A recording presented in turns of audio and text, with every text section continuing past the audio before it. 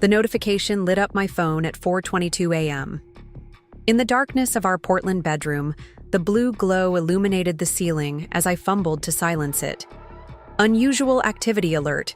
Withdrawal of $340,000 from account ending in 6C793 requires verification. I blinked, certain I was still dreaming. Our joint savings account, the careful accumulation of 12 years of marriage, countless extra shifts at the financial firm where I worked, and the discipline to save rather than spend, had been nearly emptied overnight. As the screen's harsh light illuminated my husband Tom's empty side of the bed, a cold realization washed over me. This wasn't a bank error. This was betrayal. What Tom didn't realize in his calculated deception was that while he'd been busy draining our savings account to impress his girlfriend, he'd completely forgotten about the trust fund I controlled, the trust fund that provided the seed money for his precious real estate company. By sunrise, he'd discover exactly what happens when you steal from the person who holds the keys to your entire business empire. Before we dive deeper into how this all unfolded, I'd love to know where you're watching from. Hit subscribe if you've ever faced betrayal or just want to see justice served. Tomorrow, I'm sharing the financial protection plan that saved me after this nightmare. You won't want to miss it. Tom and I met during my final year of business school. He was charming, ambitious, and possessed a vision for transforming Portland's urban landscape that I found utterly captivating. His enthusiasm for real estate development matched my passion for financial planning.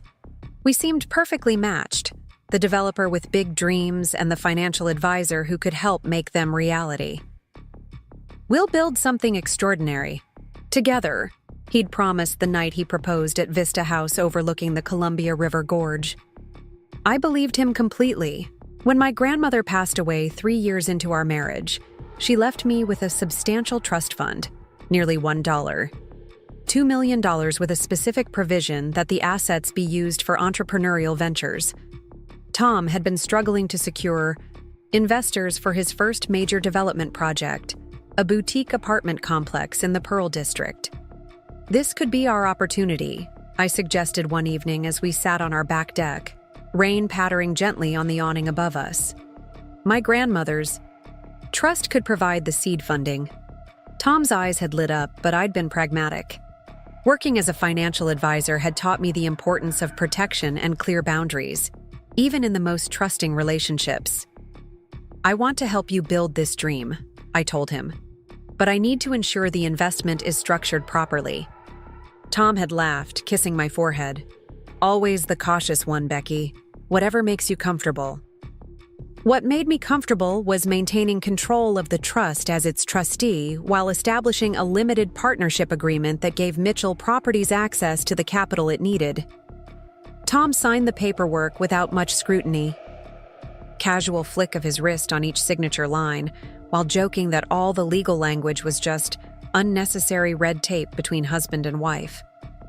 That seemingly insignificant moment, his careless signing of documents he barely read, would ultimately determine both our fates. The first few years of Mitchell Properties were challenging but exhilarating. Tom secured a small development project, then another. I continued my career at Cascade Financial Advisors, building my client list while managing our household finances. When our son Lucas was born, we established a rhythm. Tom handled the business growth while I balanced work, family, and our financial future. We purchased our Craftsman home in Laurelhurst, started college savings for Lucas, and meticulously built our joint savings account. Life felt secure, purposeful, and exactly as planned. I never saw the fractures forming in our foundation until the entire structure collapsed around me.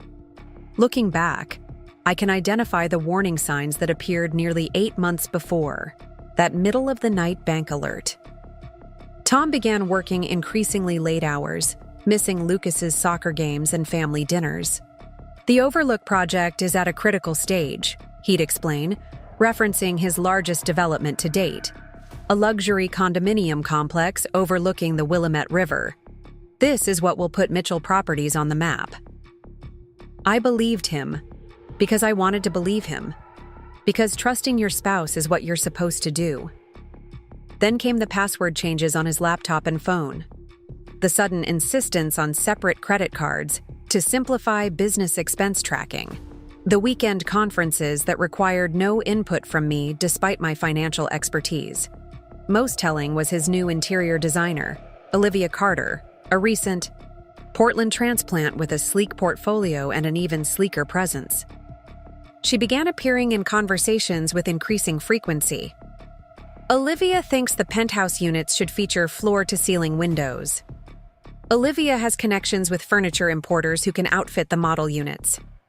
Olivia suggested a rooftop garden design that potential buyers are loving. The first time I met her at a company event, I understood immediately. She was everything I wasn't, carefree, artistic, with no 9-year-old soccer schedule to accommodate. No practical concerns about education funds or retirement planning. She looked at Tom with unconcealed admiration, and worse, he basked in it. Still, I dismissed my unease. Tom and I had built too much together to be threatened by a stylish interior designer, hadn't we? The third warning came when I noticed unusual transactions in our joint business credit card statements. Charges at Kennard, one of Portland's most intimate restaurants. A weekend charge at Stephanie Inn in Cannon Beach. A significant purchase at Margulis Jewelers. Business development, Tom explained when I questioned him. Potential investors expect to be wined and dined. I nodded, silencing the voice inside me that whispered these weren't investor meetings at all. The final red flag appeared just 2 weeks before the midnight bank alert. I'd stopped by Mitchell Properties downtown, office unannounced, bringing lunch for Tom during a break between client meetings. His assistant Jennifer looked uncomfortable when I arrived. "He's in a meeting off-site today," she said, not quite meeting my eyes, "at the Overlook property." On impulse, I drove to the construction site. Tom's distinctive silver Tesla wasn't there, but a quick conversation with the site manager revealed Tom hadn't been scheduled for any meetings there that day. I sat in my car afterward, hands gripping the steering wheel, forcing myself to breathe. There was surely an explanation, I reasoned. I just needed to have a straightforward conversation with my husband rather than letting suspicion corrode our relationship. That conversation never happened. Between Lucas's school events, my busy client schedule, and Tom's increasingly unpredictable hours, 2 weeks passed without a proper moment to address my concerns. Until 4:22 a.m., when my phone illuminated, with a banking alert that couldn't be rationalized away. With trembling fingers, I opened our banking app. The balance stared back at me. $3,182. The previous day, it had contained $342,956. I scrolled through the transaction history, heart pounding in my chest. There it was, a single transfer, time-stamped 11:46 p.m. to an account I didn't recognize. Almost our entire savings, gone with a few taps on a screen. This has to be fraud, I whispered to myself, already dialing the 24-hour banking line. But as the customer service representative verified the transaction details, the devastating truth emerged. The transfer had been authenticated using Tom's credentials. It had been initiated from an IP address matching previous login locations. There were no signs of account compromise or hacking. This was an authorized transaction by my husband. I ended the call and immediately tried calling Tom, straight to voicemail. I sent a text. "The bank says $340K is missing from our savings. Call me immediately." The message showed as delivered but remained unread as minutes ticked by. Dawn was breaking over Portland as I sat in our kitchen, laptop open, methodically tracking our financial footprint. I discovered Tom had not only transferred our savings, but had also maxed out our home equity line of credit 2 days earlier, another $175,000 gone. Our credit cards were approaching their limits with charges I didn't recognize. This wasn't an impulsive act or a single moment of weakness. This was calculated, planned financial devastation. As shock gave way to a strange, icy clarity, I called the only person I knew would understand both the emotional and practical implications of what I was facing. "Megan, it's Becky. I need your help. Tom has emptied our accounts." Megan Foster had been my roommate at University of Oregon before becoming one of Portland's most respected family law attorneys. Her response was immediate and pragmatic. "Don't confront him yet. Document everything. I'm coming over." While waiting for Megan, I called my brother Ryan, a forensic accountant whose analytical mind had always balanced my more trusting nature. "I'm on my way," he said simply after I explained the situation. I made one final call to Lucas's best friend's mother, arranging for him to spend the day there. Whatever was about to unfold, I wanted to shield my son from the initial fallout. As the full scope of Tom's betrayal emerged throughout that morning, my shock hardened into something else entirely: a steel-spined resolve. This wasn't just about a failing marriage or even an affair. Preparing and narrating this story took us a lot of time, so if you are enjoying it, subscribe to our channel. It means a lot to us. Now back to the story. This was about the systematic dismantling of our family's financial security by the one person who had promised to protect it. If you're finding this story helpful, please take a second to like and subscribe. It helps more people find these important stories, and I'll be sharing crucial financial protection strategies in upcoming videos. Now, let's get back to what happened next.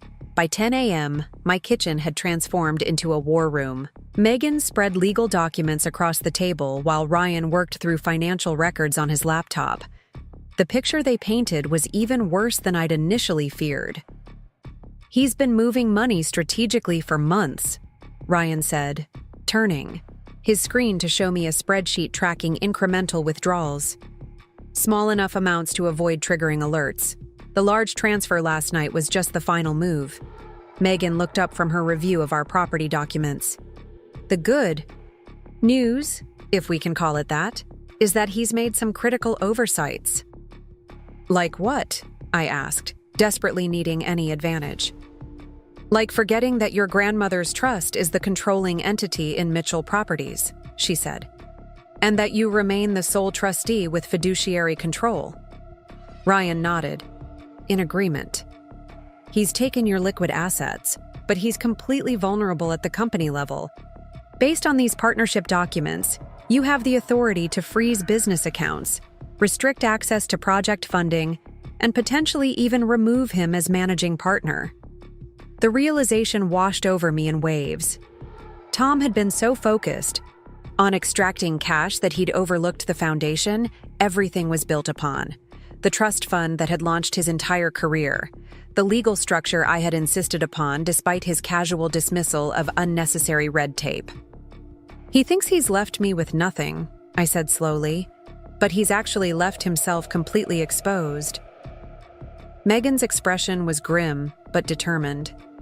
"Exactly, and we need to act before he realizes his mistake."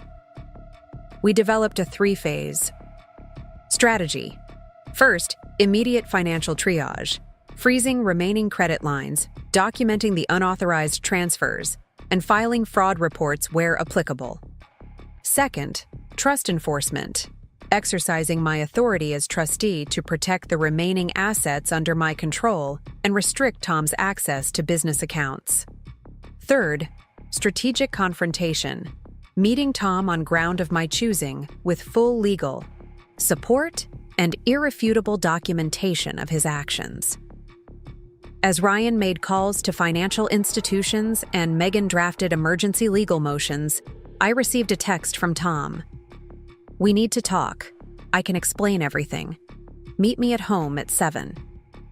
I showed the message to Megan, who shook her head firmly. "Absolutely not. He wants home turf advantage and emotional leverage. We meet on our terms, not his." I typed a response. "I know about the money, Tom. All of it. I'll meet you tomorrow at 1 p.m. at Evergreen Restaurant. Come alone." The upscale restaurant in downtown Portland would provide both privacy and public witnesses, a calculated choice for the confrontation to come. Tom's reply was immediate. "Becky, please. This isn't what you think. I needed the money for a time-sensitive investment opportunity. I was going to tell you once it paid off. The transparent lie only strengthened my resolve. I didn't respond. Instead, I spent the remainder of the day with Ryan and Megan, methodically building a financial fortress around what Tom hadn't yet taken. By evening, we had filed an emergency petition with the trust administrator to document the unauthorized use of funds, issued a formal notice to Mitchell Properties financial institutions identifying potential improper commingling of business and personal funds, drafted a temporary restraining order preventing disposal of major assets pending financial review, documented the timeline of suspicious transactions for potential criminal complaints. As night fell, I picked up Lucas from his friend's house, maintaining a calm facade while my world collapsed and reformed around me. I read him his favorite bedtime story, grateful that, at 9, he remained blissfully unaware of the seismic shifts occurring in our family. After he fell asleep, I sat on our back deck, the same spot where Tom and I had once planned our future together. My phone buzzed repeatedly with messages from Tom, each more desperate than the last. "Please talk to me. You don't understand what's happening. I can fix this if you just give me a chance." I silenced the phone, watching the Portland skyline glitter in the distance. The woman who had trusted implicitly, who had believed in partnership and shared dreams above all else, was gone.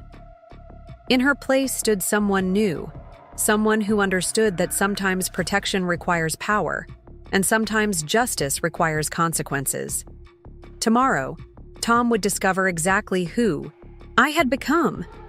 The morning brought a flurry of discoveries as Ryan dug deeper into Mitchell Properties' financial structure. What emerged was far more calculated than a simple affair or impulsive theft. "He's created a separate LLC," Ryan explained, showing me the documentation he'd uncovered. "Overlook Holdings, registered 6 months ago with him as the sole owner." I frowned, examining the papers. "What's the purpose?" "From what I can tell, he's been channeling funds from Mitchell Properties into this new entity. The pattern suggests he's been preparing to effectively steal the Overlook development, your trust's largest current investment, by manipulating ownership of the property assets." Megan looked up sharply. "That crosses the line from marital misconduct into potential criminal fraud." As we continued investigating, a clear picture emerged. Tom hadn't just been having an affair with Olivia Carter. They had been systematically preparing to launch a separate development company, funded with our joint savings and effectively stealing the most valuable project from Mitchell Properties. A quick property search revealed they had already purchased a commercial building in the trendy Division Street area, presumably for their new company headquarters. The deed, dated just 3 days earlier, explained the timing of the large withdrawal from our savings. "The Overlook project is 6 weeks from completion," Ryan noted.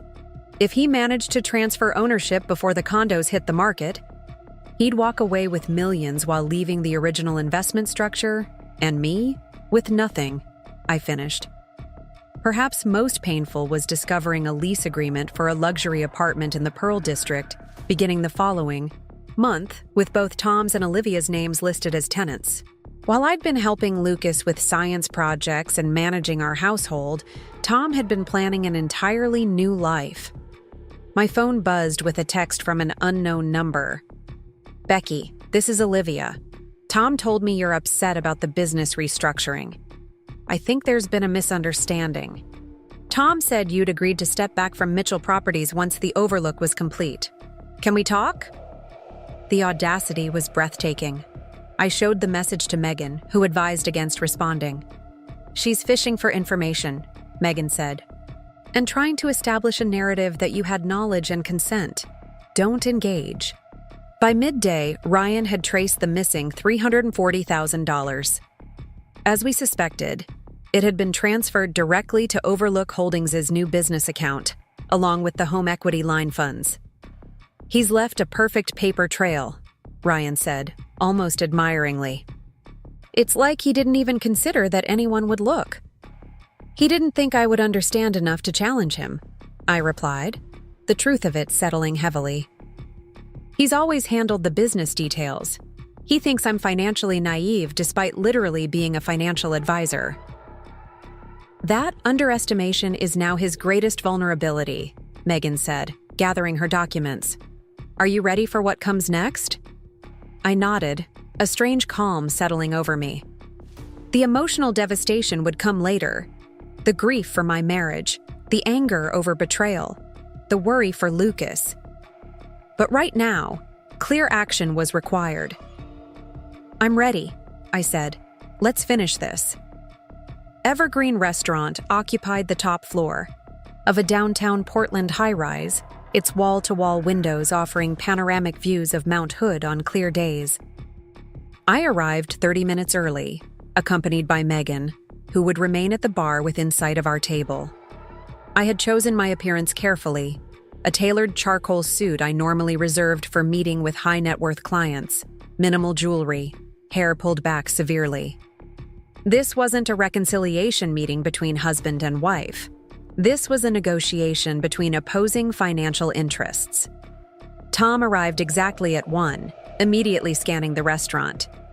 When he spotted me, relief washed over his face.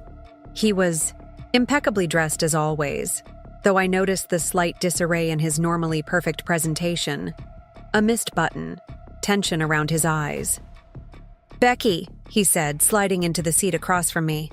"Thank you for meeting me. I know how this must look, but I can explain everything."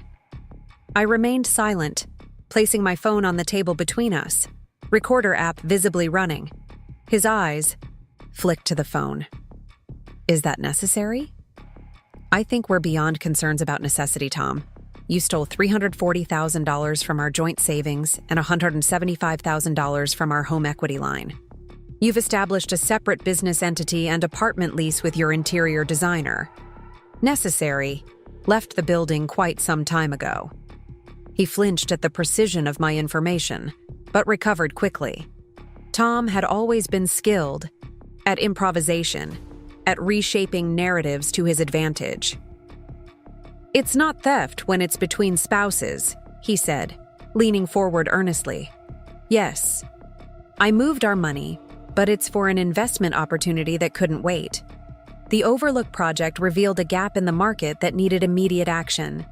This is about securing our future, not diminishing it." "Our future?" I repeated. "Or yours and Olivia's?" His expression flickered. "Olivia is a business partner with valuable market insights. She's helping me position the new venture correctly."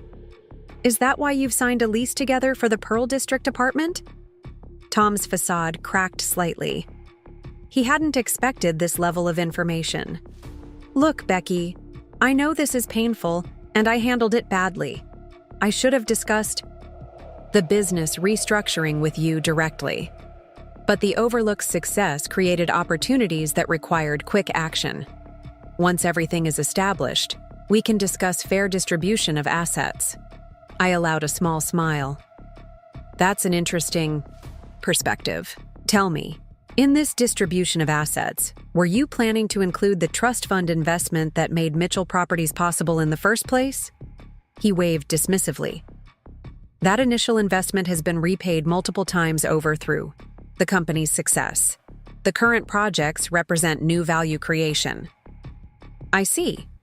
And does Olivia understand that those projects legally remain under trust control? That the partnership agreement you so casually signed grants me, as trustee, authority to review and potentially void any unauthorized transfers of company assets?" The blood drained from Tom's face. For the first time, uncertainty crept into his expression. "What exactly are you saying?" I opened the leather portfolio I'd brought, removing the document Megan had prepared. "I'm saying that as of 9 a.m. this morning, all Mitchell Properties accounts have been frozen pending a full financial audit. The Overlook development remains an asset of the original partnership structure, with the trust as controlling entity. Overlook Holdings has been reported to banking authorities for suspicious funds transfers and a temporary restraining order. has been filed preventing any disposition of jointly owned marital assets. I slid the document across the table. I'm also saying that you have approximately 48 hours to return all misappropriated funds before criminal complaints are filed. Tom stared at the document, then back at me, disbelief warring with growing alarm. You can't do this, he said, but the certainty had vanished from his voice. The company is mine. I built it. With my grandmother's trust money, I corrected, quietly. With legal structures you never bothered to fully read or understand. With the belief that I would remain the trusting, compliant wife who handled household finances, while you handled the important business decisions. I leaned forward, meeting his eyes directly. That was your fundamental miscalculation, Tom. You were so focused on what you were taking that you forgot what you never fully controlled in the first place. Fallout.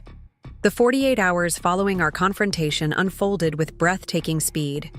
Tom, finally grasping the precariousness of his position, attempted multiple strategies in rapid succession. First came anger and threats. You'll destroy everything we've built, he texted hours after our meeting. If you pursue this, no one wins. When intimidation failed, he pivoted to emotional manipulation, invoking our history and, most painfully, our son. Think about Lucas, he wrote. Is this the example we want to set? Parents who tear each other apart? I didn't respond to these messages, following Megan's advice to maintain communication silence except through legal channels. By the following morning, Tom had engaged Martin Schaefer, a high-profile Portland attorney known for aggressive representation in high-asset divorces. Their initial legal response challenged my authority to freeze Mitchell Properties accounts, claiming extraordinary and unwarranted interference in ongoing business operations. Megan was unfazed. Standard posturing, she said as we reviewed their filing. They're hoping to buy time while Tom moves any remaining assets. What Tom and his attorney failed to anticipate was the response from Pacific Northwest Trust Company, the formal administrator of my grandmother's trust. Upon receiving notification of potential misuse of trust assets, they launched their own independent review, a process beyond even my control, and formally backed our freeze on all business accounts connected to trust investments. The second blow came when several of Mitchell Properties' project investors, alerted by the unusual financial activity, began asking uncomfortable questions. Real estate development depends heavily on investor confidence, and nothing undermines confidence, like financial irregularities. By the evening of the second day, Tom's carefully constructed plans were unraveling with remarkable speed.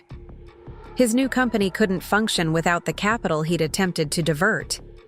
The Overlook project remained legally tied to the original business structure, and perhaps most critically, his reputation, the intangible but essential asset in Portland's close-knit development community, was beginning to show the first cracks of serious damage.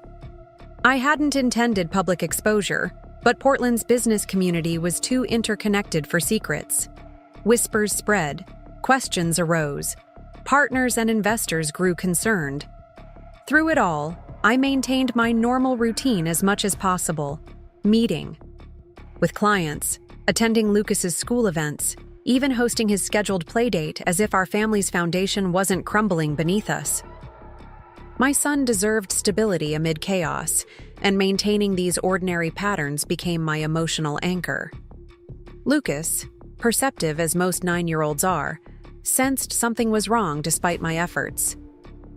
"Why isn't Dad coming home?" he asked on the second night as I tucked him into bed.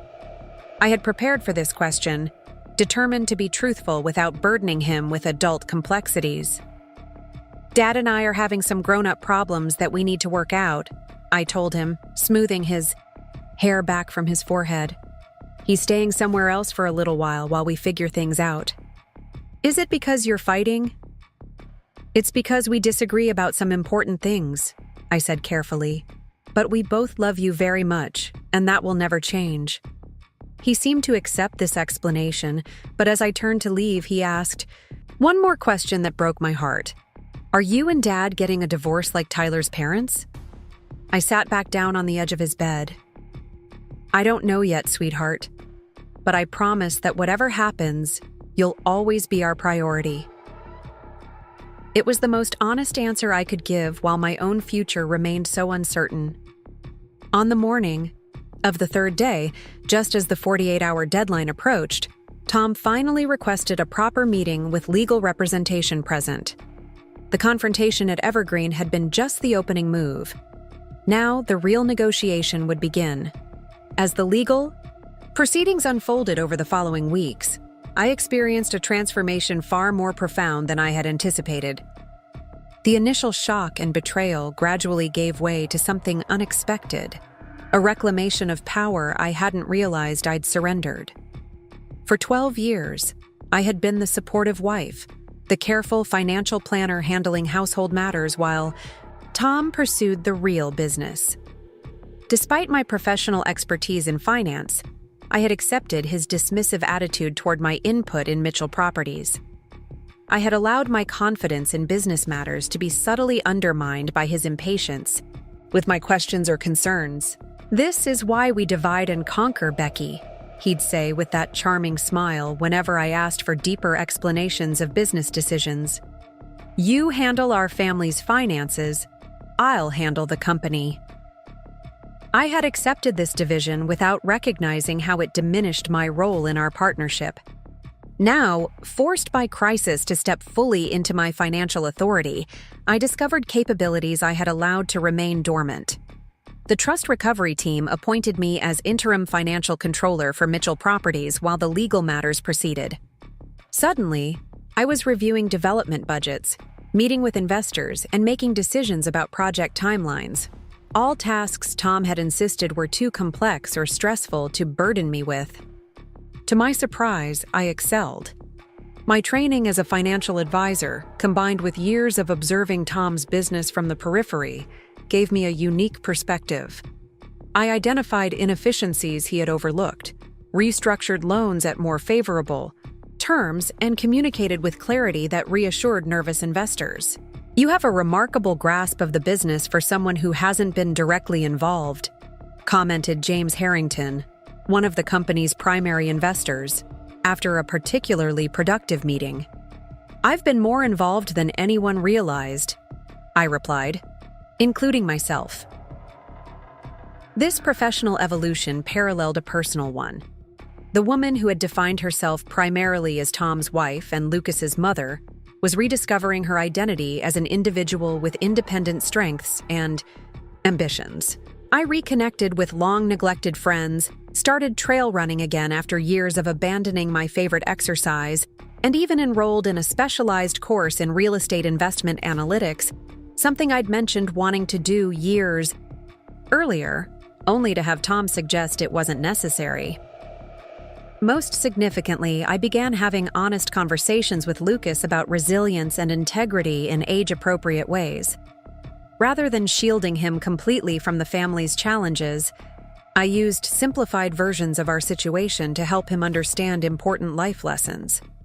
"Sometimes people make mistakes that hurt others," I explained one afternoon as we walked our neighborhood. "When that happens, it's important to protect yourself while still trying to find solutions that work for everyone if possible." "Is that what you're doing with Dad?" he asked. "Yes," I said. "I'm trying to fix the problems while making sure you and I are safe and secure." He considered this with the seriousness 9-year-olds sometimes display. "That seems fair." His simple assessment nearly brought me to tears. Throughout this period, Tom continued his efforts to regain control, alternating between conciliatory messages about working together to resolve misunderstandings and increasingly desperate attempts to access business accounts. Olivia disappeared from Portland entirely, returning to Seattle according to the industry grapevine, their planned venture and relationship apparently casualties of the financial collapse. 6 weeks into the legal process, Tom finally offered a settlement. With his alternatives exhausted and mounting legal expenses, he proposed returning all misappropriated personal funds in exchange for a structured buyout of his interest in Mitchell Properties and dismissal of any potential criminal complaints. After careful consultation with Megan, Ryan, and the trust administrators, I accepted with specific conditions that protected both Lucas's future and the company's stability. The woman who had awakened to that 4:22 a.m. bank alert would never have imagined becoming the sole owner of a successful real estate development company, yet that was precisely the outcome taking shape. Tom's betrayal, intended to diminish me, had instead revealed my capabilities in ways nothing else could have. There's a profound irony in realizing that sometimes we find our greatest strength only when someone tries to demonstrate our weakness. If you're finding value in this story, please take a moment to subscribe. I share financial empowerment strategies every week based on real experiences like this one. Your support helps this channel reach more people who might need this information. Now, let's get back to how this situation was ultimately resolved. 1 year after discovering Tom's betrayal, I stood on the rooftop terrace of the Overlook, Portland spread before me in twilight splendor. The development was complete. 18 luxury condominiums with views of both the Willamette River and the city skyline, all but 2 units already sold at prices exceeding our projections. The journey to this moment had been neither simple nor painless. The divorce had finalized 6 months earlier, with Tom receiving a structured payout significantly smaller than his original partnership stake would have warranted had he not attempted his financial deception. He had moved to Seattle, starting over with a much smaller development company, our communication limited to co-parenting discussions about Lucas. Mitchell Properties had not only survived, but thrived under my leadership, transformed into Mitchell Urban Development, with a refreshed business model focusing on sustainable mixed-use projects. The company now employed 23 people, including 4 women in senior roles, a deliberate effort to bring diverse perspectives to an industry traditionally dominated by men. "Quite a view, isn't it?" said Ryan, joining me at the railing. My brother had transitioned from his accounting firm to become the company's CFO, his analytical precision balancing my more vision-oriented approach. "Worth every challenge it took to get here," I replied. And there had been challenges beyond the personal betrayal and legal battles. I had faced skepticism from industry partners accustomed to dealing with Tom, resistance from contractors uncomfortable with a woman leading project decisions, and the complex logistics of balancing single parenthood with running a growing company. Each obstacle had strengthened my resolve rather than diminishing it. The financial advisor who had once doubted her business acumen now confidently presented to investment groups and negotiated with banks. The wife who had accepted a secondary role in major decisions now signed development contracts worth millions. The mother who had feared disrupting her son's stability had instead shown him the power of resilience. Lucas, now 10, was adapting to our new reality with remarkable flexibility. He spent alternate weekends with Tom and maintained their relationship despite the distance. More importantly, he was witnessing his mother's transformation from supportive spouse to business leader, a model of resilience I hoped would shape his understanding of both challenges and possibilities.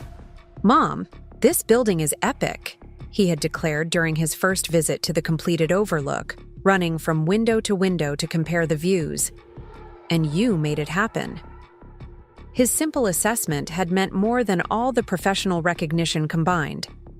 The company's success had allowed me to fulfill promises to myself that had once seemed like distant dreams. I had established a scholarship fund at my alma mater for single parents pursuing business degrees. I had created a financial literacy program specifically designed for women in transitional life situations. And I had finally purchased the small cabin on Mount Hood that I'd talked about for years, a weekend retreat where Lucas and I could hike, ski, and disconnect from city demands. Most meaningful was the women's investment group I'd founded, teaching practical financial protection strategies to ensure other women wouldn't face the vulnerability I had experienced. Financial independence isn't just about income, I often told them. It's about knowledge, oversight, and maintaining appropriate control even within trusting relationships. As the Portland lights began twinkling below us, Ryan checked his watch. We should head down. The celebration starts in 20 minutes. Tonight was the official launch party for the Overlook, marking both the project's completion and the company's successful transition. Investors, industry partners, and team members would gather to celebrate what many had doubted possible a year earlier. Not just the building's completion, but the company's transformation under unexpected leadership. Before leaving the terrace, I took a final moment alone with the view and the memories it carried.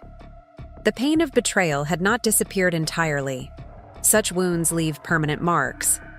But it had evolved into something constructive rather than destructive. The anger that had once consumed my thoughts had transformed into determination, then accomplishment, and finally, a quiet confidence that no future challenge could diminish. Tom had emptied our savings to fund his girlfriend's dreams, not realizing I controlled the trust that owned his company. That oversight had cost him his business, his reputation, and our marriage. But it had given me something invaluable in return: the opportunity to discover what I was truly capable of building on my own terms.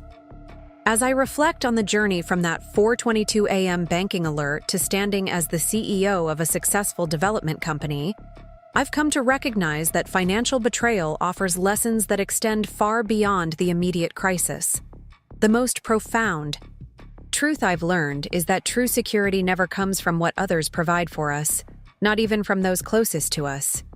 Rather, it emerges from what we build within ourselves: knowledge that can't be taken, confidence that doesn't depend on another's validation, and boundaries that protect what matters most. For 12 years, I had confused trust with abdication, believing that loving my husband meant accepting his dismissal of my financial involvement in our business ventures. I had allowed my expertise as a financial advisor to be compartmentalized to household matters, while the real business remained his domain. That separation, that artificial division of financial responsibility, created the vulnerability Tom ultimately exploited. The painful irony is that the very capabilities I had allowed to remain dormant in our marriage, my financial analytical skills, my strategic thinking, my business acumen, were precisely what saved me when betrayal struck. The protection hadn't come from laws or accounts or even the carefully structured trust agreement, though these proved crucial. The true protection came from my willingness to finally step fully into my financial authority without apology or hesitation. I sometimes wonder what might have happened had Tom succeeded in his plan. Had he managed to extract our savings and divert the business assets without triggering that banking alert? The financial devastation would have been just the beginning. The true damage would have come from continuing to believe I wasn't capable of understanding, managing, or leading in the financial realm beyond our household accounts. That's the insidious nature of financial betrayal within marriages. It's rarely just about the money. It's about the power dynamics that enable such betrayal in the first place. It's about the silent agreements we make to stay in prescribed lanes, to accept limitations on our involvement, to trust without verification. Standing now on the other side of that betrayal, I recognize that the greatest gift that came from this painful chapter was the dismantling of those limitations. The boundaries that collapsed weren't just in our bank accounts. They were in my mind, in my perception of what I could and should control. So many women I've met through my investment group share similar stories, different in details but aligned in essence. Professional women with significant expertise who nonetheless surrendered financial oversight in their marriages. Capable, intelligent partners who accepted being shut out of investment decisions or business matters because that's his area. Strong individuals who became unnecessarily vulnerable through artificial divisions of financial responsibility. What I tell them, What I wish someone had told me years ago is that love and trust are not demonstrated by relinquishing oversight. True partnership doesn't require financial blindness. And most importantly, maintaining appropriate financial independence within a marriage isn't a sign of distrust. It's an act of self-respect and mutual protection. The trust that owned Mitchell Properties wasn't just a legal structure that saved me from complete financial devastation. It was a reminder that I had always possessed the capability to understand, manage, and lead in business matters. I had simply allowed those capabilities to be redirected, minimized, and eventually nearly forgotten. Today, when Lucas asks about the lessons from what happened with his father, I'm thoughtful about what's appropriate to share at his age. But the essence of what I want him to understand is this: relationships thrive on truth, not on comfortable illusions or convenient arrangements. Real security comes from what you build within yourself, not what others provide for you. And most importantly, love never requires you to make yourself smaller, less knowledgeable, or more vulnerable than you need to be.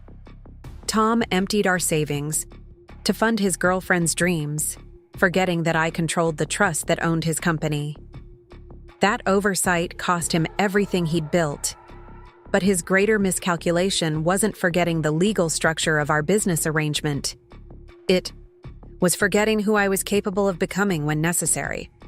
That realization has made all the difference, not just in rebuilding from betrayal, but in constructing a life that no future betrayal could so thoroughly threaten again.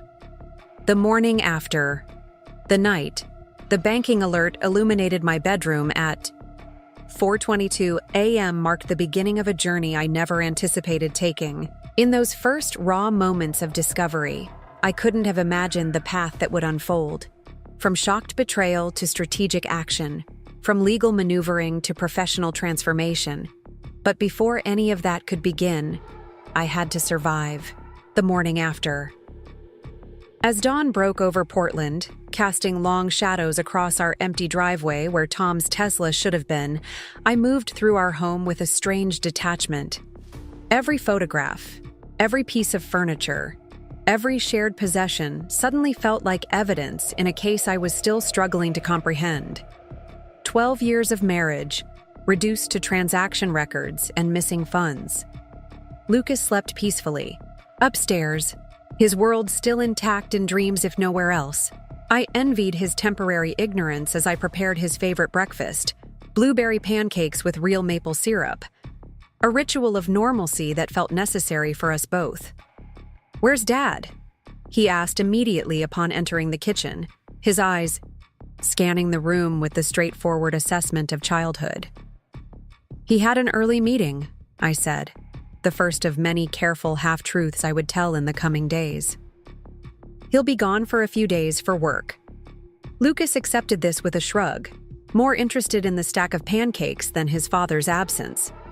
Tom's frequent business trips had unfortunately prepared our son for his absences all too well. As Lucas ate, I busied myself with packing his lunch, checking his homework folder, and reviewing the day's schedule with a focus that bordered on obsessive. These ordinary tasks anchored me in a morning that threatened to spiral into chaotic emotion at any moment. After dropping Lucas at school, I parked my car in the lot of Laurelhurst Park, a quiet spot where Tom and I had often walked on weekend mornings. The familiarity of the setting provided strange comfort as I made the calls that would begin reshaping our lives. The first was to Cascade Financial Advisors, where I'd worked for the past 8 years. Linda Matthews, my supervisor and mentor, answered on the second ring. "Linda, I need to take emergency personal leave," I said, my voice steadier than I expected. "Family situation, I'm not sure how long." To her credit, Linda asked no intrusive questions. "Take what you need, Rebecca. Your clients are covered. Just keep me posted." The second call was to my brother Ryan. Unlike the professional brevity with Linda, this conversation cracked the facade I'd been maintaining since the alert. "Ryan," I began, my voice finally breaking. "Tom's taken everything, our savings, home equity, everything. The silence on the other end lasted only seconds before Ryan's voice, calm but tight with controlled anger, responded. "I'm on my way. Don't call him. Don't contact him. Don't do anything until I get there." By the time I returned home, Megan had already arrived, her Mercedes parked in our driveway, her expression grim but focused as she waited on the porch. The divorce attorney and I had maintained our college friendship through occasional lunches and holiday cards, but I'd never expected to need her professional services. "Rebecca," she said simply, embracing me briefly before her professional demeanor reasserted itself. "Let's go inside and start documenting everything." The next several hours passed in a blur of methodical activity. Megan instructed me to photograph every room in the house, inventory valuables, and collect all financial documents. Ryan arrived and immediately began accessing our accounts online, creating spreadsheets tracking money movement with the precision that made him an exceptional forensic accountant. "He's been planning this for months," Ryan said, turning his laptop to show me a series of incremental withdrawals dating back nearly half a year. Small enough amounts to avoid triggering alerts or questions, but consistent enough to suggest deliberate action. I stared at the screen, memories suddenly aligning with the transaction dates. Tom's weekend golf trips coincided perfectly with several larger withdrawals. The conference in Seattle matched the date he'd opened the separate LLC. Even his sudden interest in handling the household bills 3 months earlier, "You're so busy with your clients, let me take this off your plate," now revealed itself. As a tactical move to limit my visibility into our finances, the systematic nature of the deception struck deeper than the theft itself. This wasn't impulsive. It wasn't a momentary weakness or a desperate gamble. This was calculated betrayal executed over hundreds of days, through thousands of ordinary moments when he'd kissed me goodbye, asked about my day, helped Lucas with homework, all while methodically preparing to dismantle our financial security. "There's more," Megan said, reviewing property records she'd pulled up on her tablet. "A commercial building purchased on Division Street 3 days ago. Both Tom's name and Olivia Carter's appear on the deed." "The interior designer," I said flatly, the final piece clicking into horrible place. Megan nodded. "The purchase price matches almost exactly the amount missing from your accounts." The revelation should have devastated me. Perhaps it would have, if shock hadn't already numbed my emotional responses to a dull, distant ache. Instead, I found myself analyzing the situation with unexpected clarity, as though reviewing a particularly complex client case rather than the implosion of my own marriage. "So he's not just having an affair," I said slowly. "He's starting a new business with her, using our money, and potentially planning to siphon assets from Mitchell Properties as well," Ryan added grimly. "Based on these records, he's been positioning the Overlook development for some kind of transfer or restructuring." The Overlook, Tom's largest development project to date, funded primarily through my grandmother's trust with additional investor capital. The luxury condominiums were weeks away from completion, with pre-sales already exceeding projections. The potential profit would be substantial if it remained within Mitchell Properties rather than being diverted to Tom's new venture with Olivia. "He can't legally transfer the Overlook," I said, remembering the partnership agreement I'd insisted upon years earlier. "The trust has controlling interest." Ryan and Megan exchanged glances that sent a chill through me. "What?" I demanded. "There are documents here suggesting he's been trying to find a workaround," Ryan said carefully. "Internal memos about restructuring project ownership and alternative management arrangements. Nothing definitive, but he's clearly been exploring ways to circumvent the trust's control," Megan finished. "The question is whether he's found one." I closed my eyes briefly, remembering Tom's dismissive attitude whenever I'd asked questions about the business structure. "It's all standard legal boilerplate, Becky. Nothing you need to worry about." How many documents had he placed before me over the years with that same reassurance? How many times had I signed without thorough review, trusting that my husband wouldn't deliberately mislead me? "I need to see the trust documents," I said, opening my eyes with renewed focus. "All of them, and the partnership agreement for Mitchell. Properties." For the next hour, we combed through legal papers I'd filed away years earlier, documents I'd reviewed at the time but hadn't thought about since. The language was dense, filled with legal terminology that Megan translated into plain English as we proceeded. "This is actually quite solid," she said finally, tapping a particularly crucial paragraph. "Your grandmother's lawyers knew what they were doing. The trust explicitly maintains controlling interest in any venture funded by trust assets, with you as sole trustee empowered to protect those interests. And the partnership agreement requires both partners' written consent for any transfer of company assets valued over $100,000, Ryan added, reviewing a separate document. "The Overlook is valued at what? $20 million at least?" "22, according to the last appraisal," I confirmed. "Then he can't legally move it without your signature. Period." For the first time since the banking alert, I felt a flicker of hope. Not for our marriage. That lay in ruins beyond any possible reconstruction, but for our financial future. Tom might have taken our liquid assets, but the foundation of Mitchell Properties remained protected by legal structures he had apparently underestimated.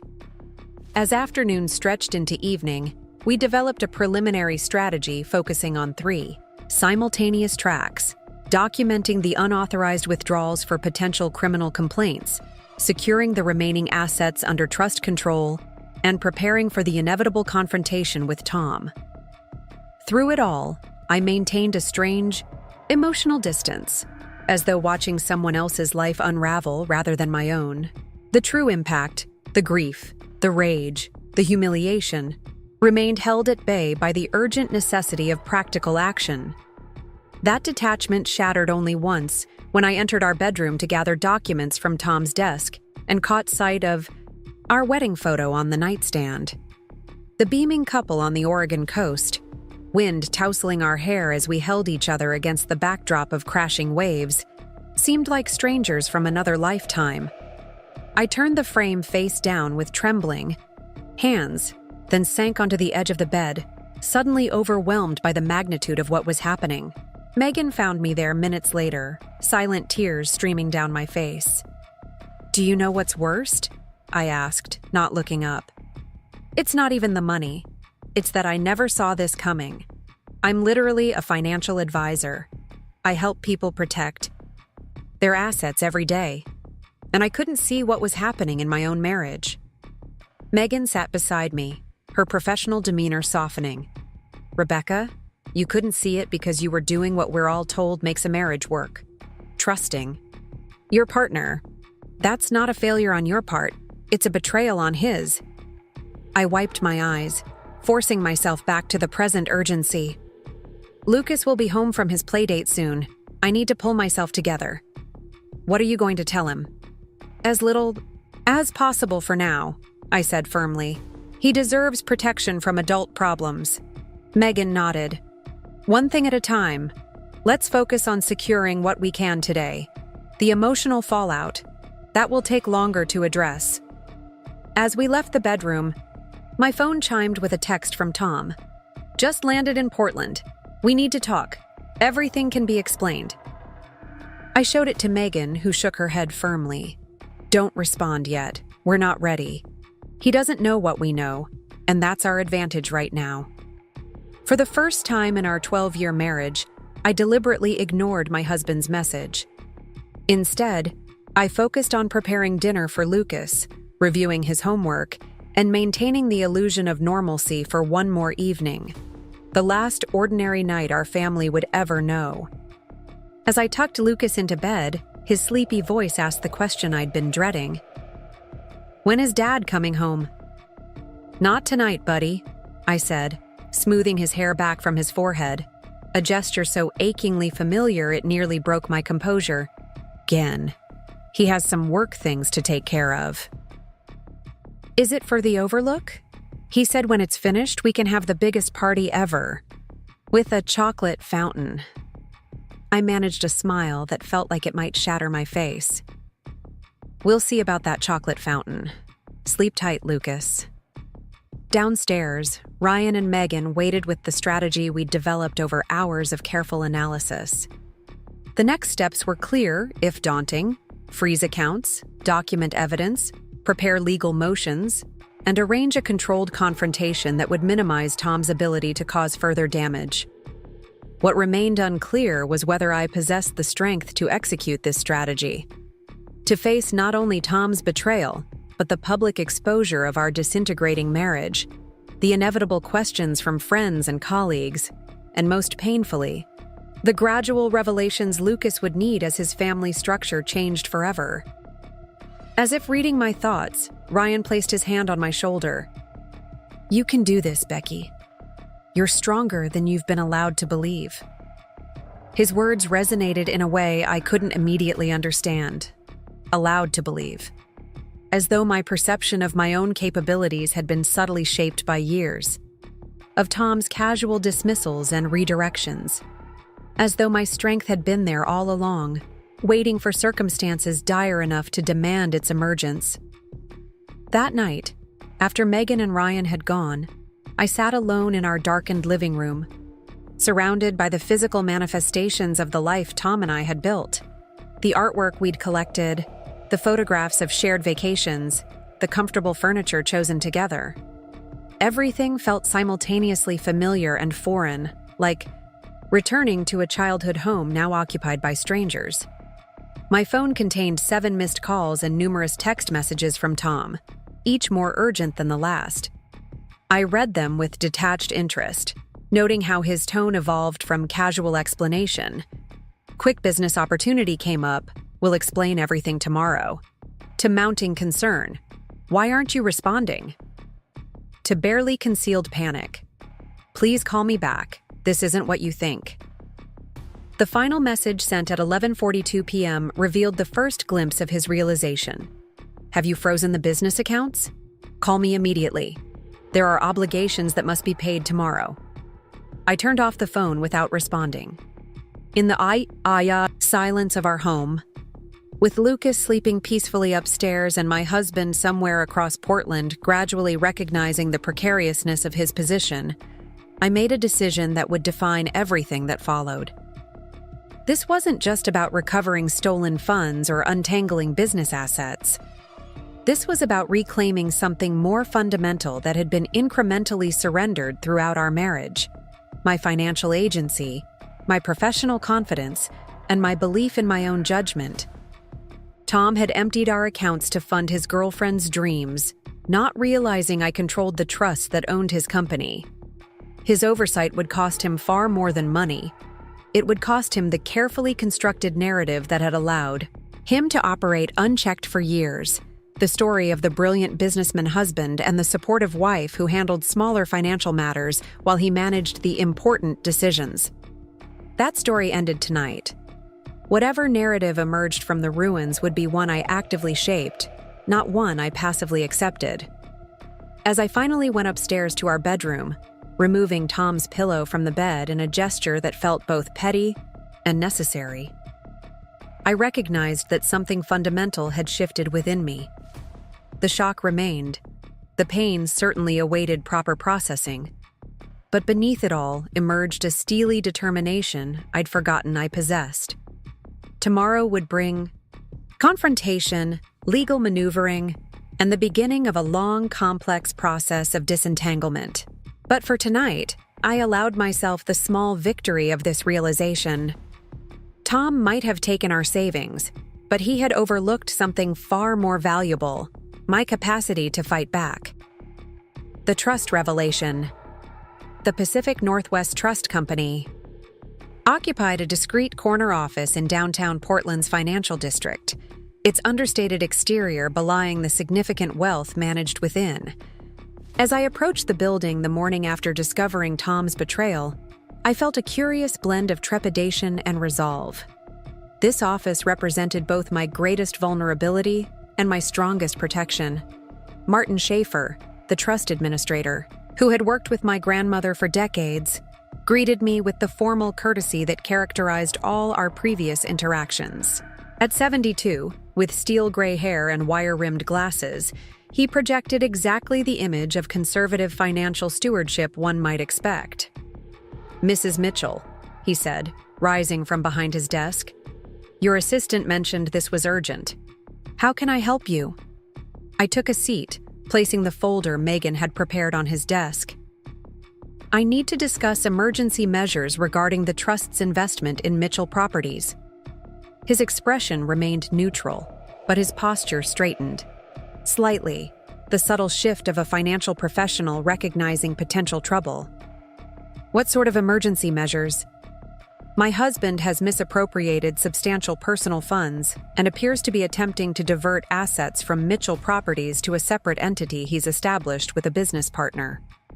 I delivered this information in the same even tone. I might use to discuss portfolio reallocation with one of my clients, though my hands trembled slightly beneath the desk.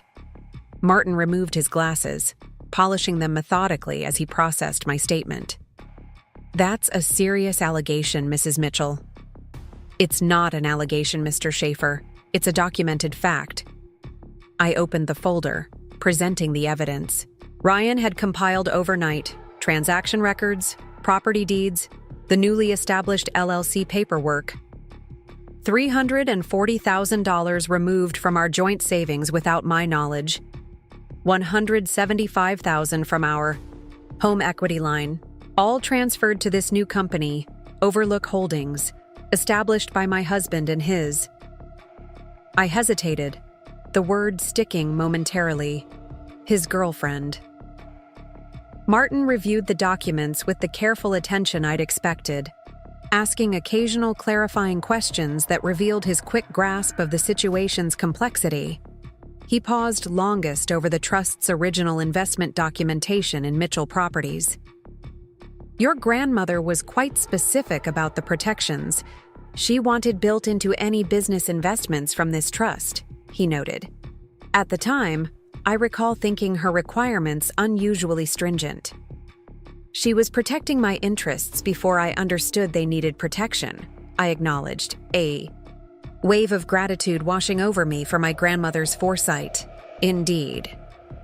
He returned to the documents, focusing on the partnership agreement between Tom and me.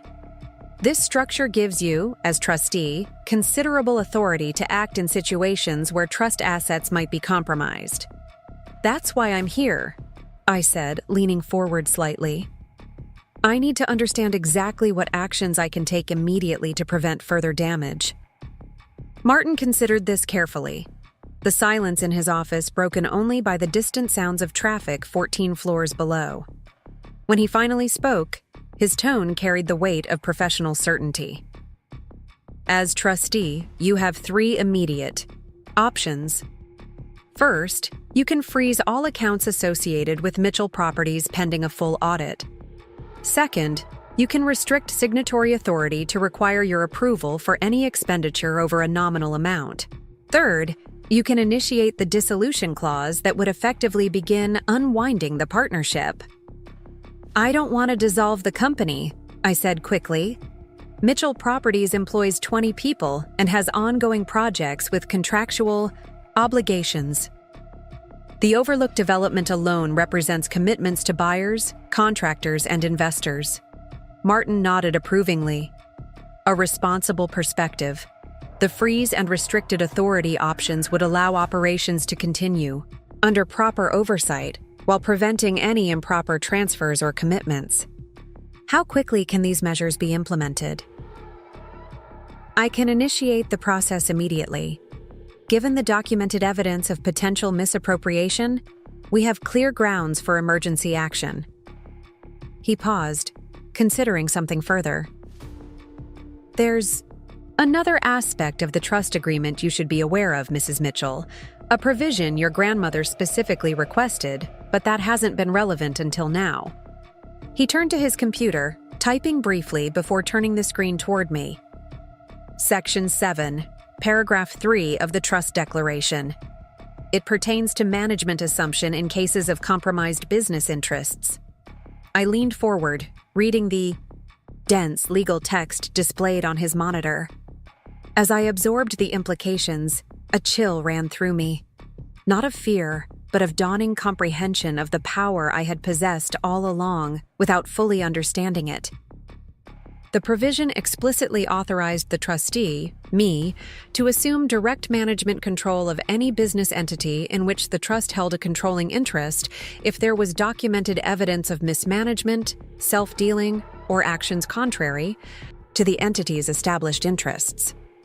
This means, I began, unable to fully articulate the implications.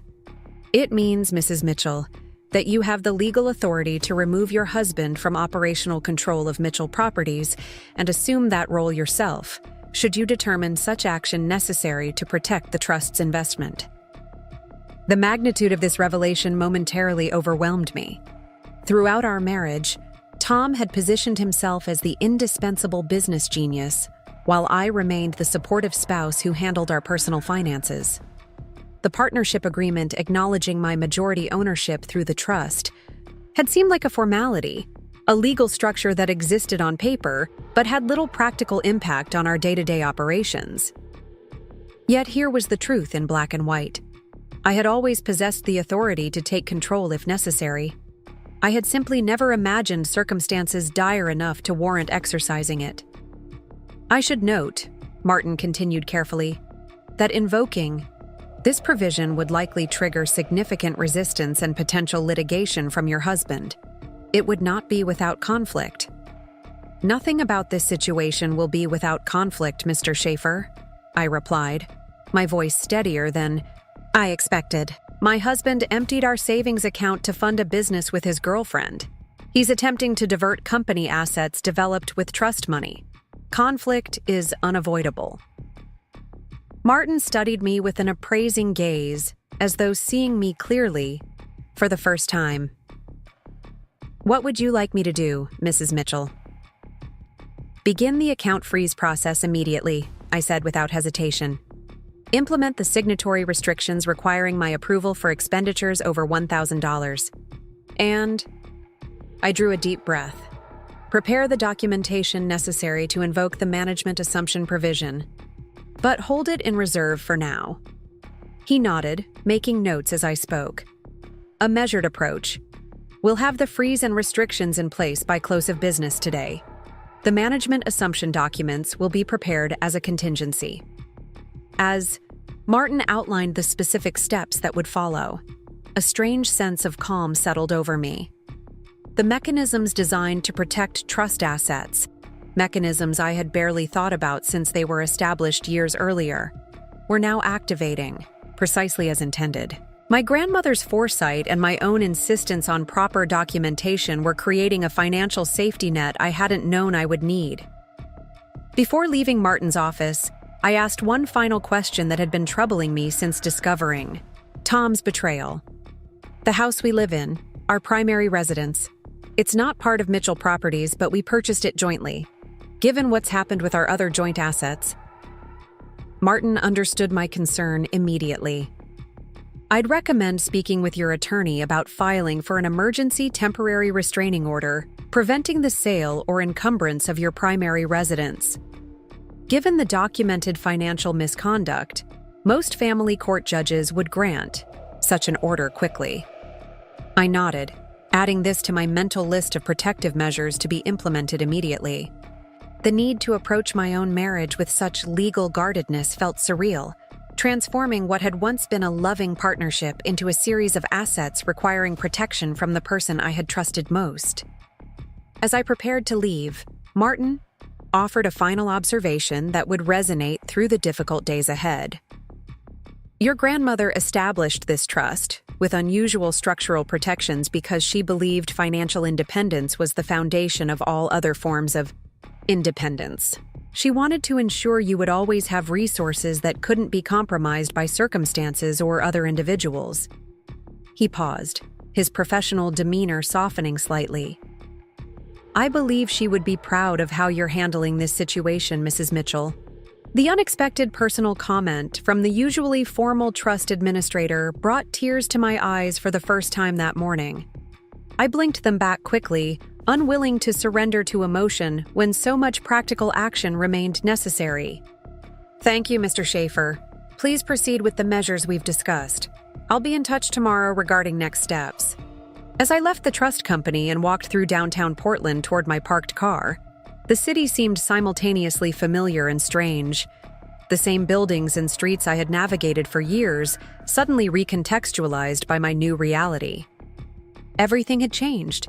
Not just my marriage, but my understanding of my own position within it. For 12 years, I had allowed Tom to position himself as the primary financial decision-maker in our business matters, while I focused on personal, finance and family needs. I had accepted his dismissive attitude toward my input on company decisions as the natural division of our skills and interests, rather than recognizing it as a gradual diminishment of my rightful authority. Now, walking through the spring sunshine, with the knowledge of the trust provisions fresh in my mind, I recognized a deeper truth. Tom's betrayal had been enabled not just by my trust, but by my willingness to step back from the financial authority I legally possessed. In surrendering oversight to preserve marital harmony, I had created the very vulnerability he ultimately exploited. My phone vibrated with an incoming call, Tom's name flashing on the screen for the 12th time since morning. I declined it. Once again, still following Megan's advice to maintain silence until our strategy was fully implemented. He would discover the account freeze soon enough when transactions began to be declined. That revelation would force his next move, and I needed to be fully prepared when it came.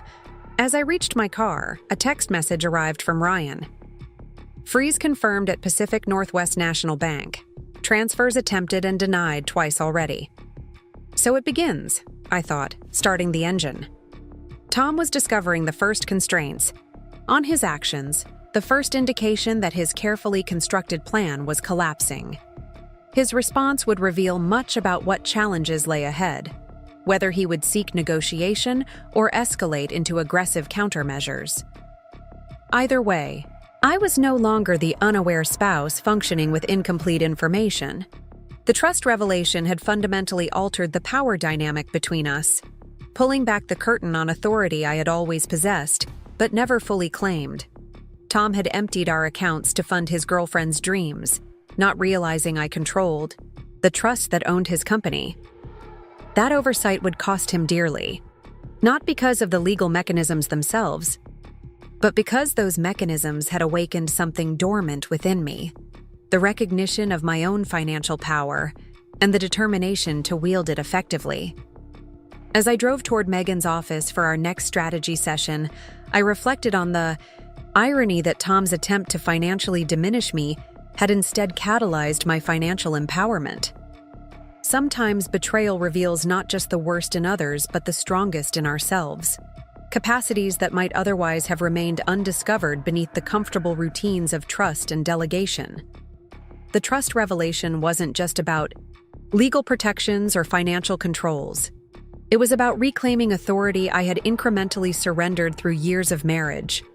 Authority that would now become the foundation for whatever future emerged from this painful unraveling. The morning of the confrontation dawned with unexpected clarity.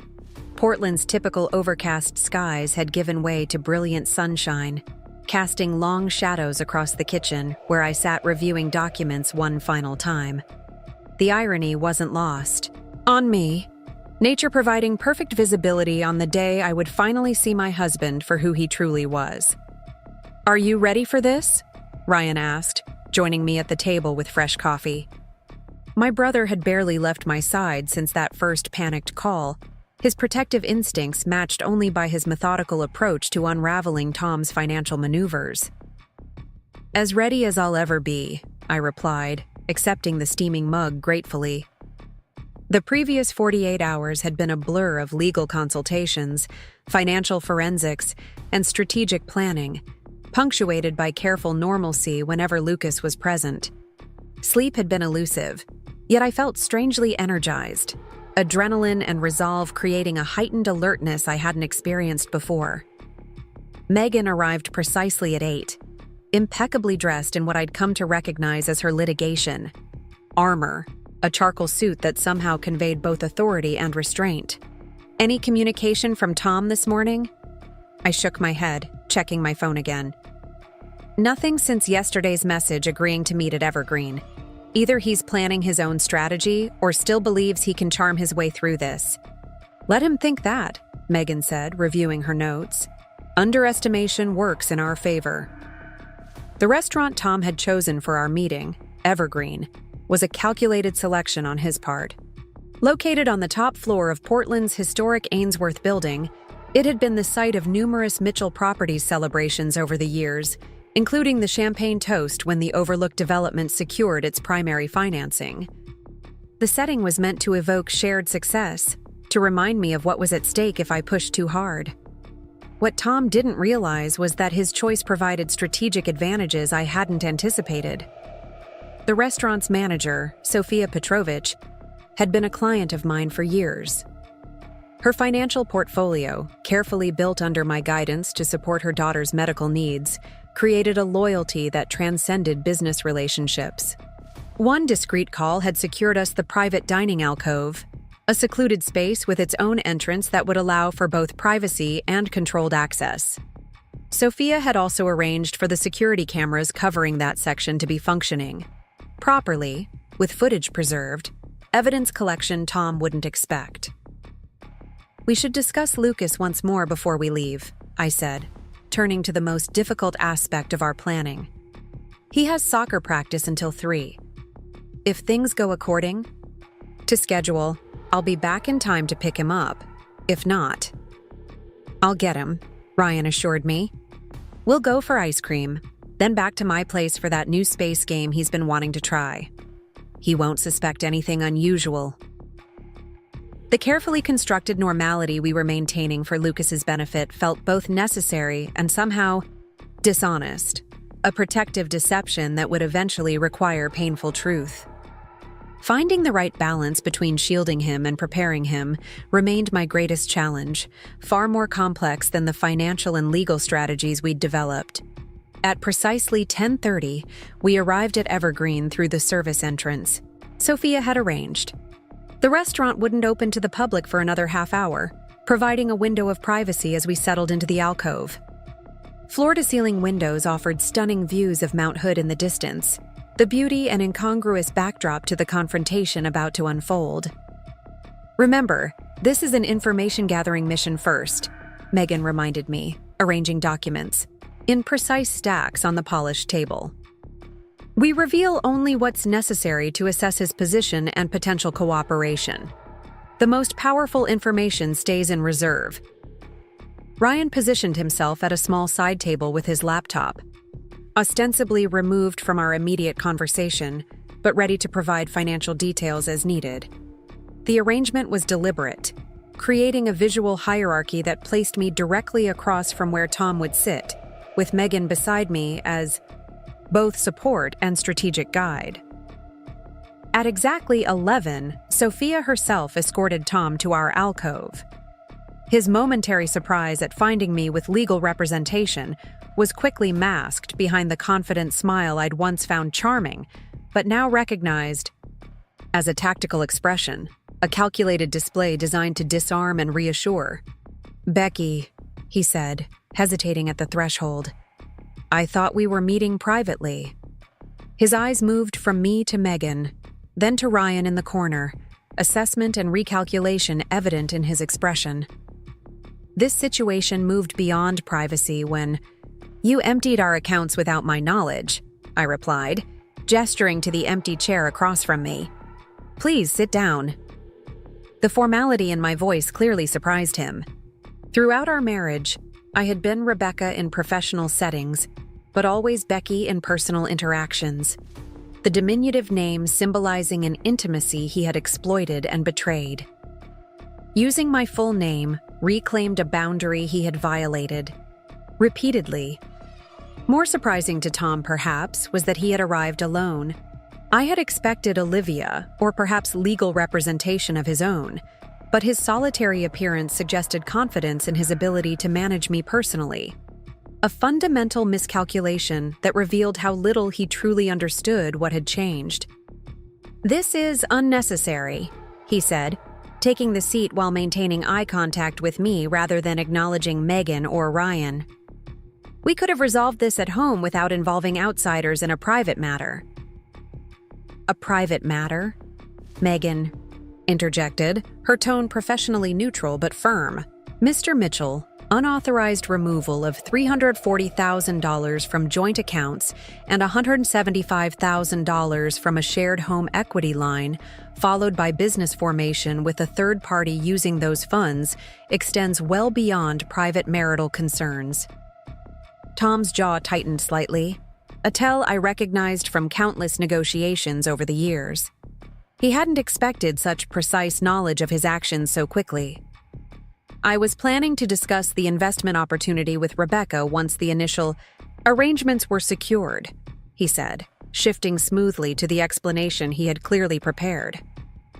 "The market moves quickly.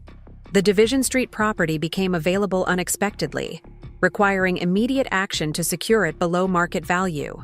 This timing issue necessitated using available funds with the intention of full disclosure once the acquisition was complete." The practiced casualness of his justification, presenting calculated theft as merely poor timing, might have seemed plausible to someone who hadn't seen the evidence we had gathered.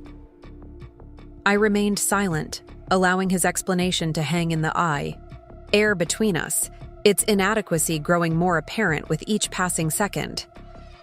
"And when exactly was this disclosure planned?" Megan asked finally. "Before or after establishing Overlook Holdings with Ms. Carter? Before or after the planned transfer of the Overlook development assets to this new entity?" Tom's expression flickered briefly, surprise quickly masked by practiced composure.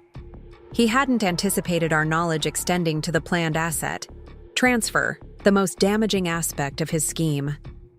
"There seems to be a misunderstanding about business restructuring discussions," he said, recovering quickly.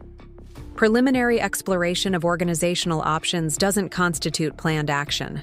Every successful company regularly evaluates structural alternatives for tax efficiency and market positioning." I opened the portfolio before me, removing the first document we had decided to reveal. Internal communications between Tom and Olivia discussing specific timelines for transferring the Overlook's assets and marketing rights to their new company.